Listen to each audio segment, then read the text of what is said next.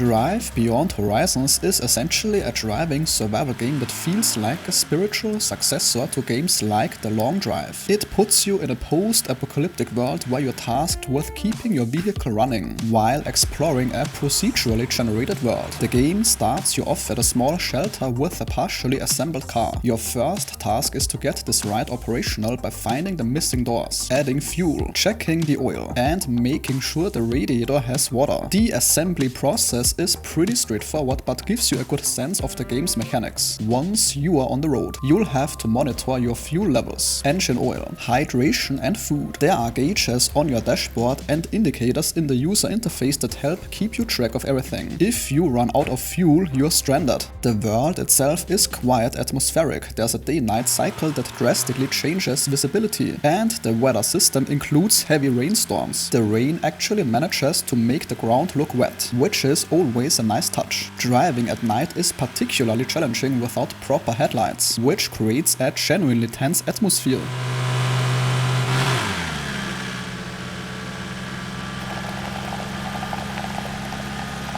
As you drive along the seemingly endless road, you will come across various stops and locations to explore. These include abandoned gas stations, repair shops, radio towers, and vehicle wrecks. Each location can contain valuable supplies like fuel canisters, food, water, spare parts, and yes, weapons. Some places also have zombies lurking around, which you will have to dispatch with your gun if you want to safely scavenge. Vehicle customization is another key aspect of the game. You can find different parts like doors, headlights, tires, and even a turbo that improves your acceleration. You can also clean your car using sponges and polish, and even repaint it if you find spray cans. The game's vibe feels like a mix of survival horror and road trip adventure. The big emptiness of the landscape makes you constantly wondering what you will find over the next hill.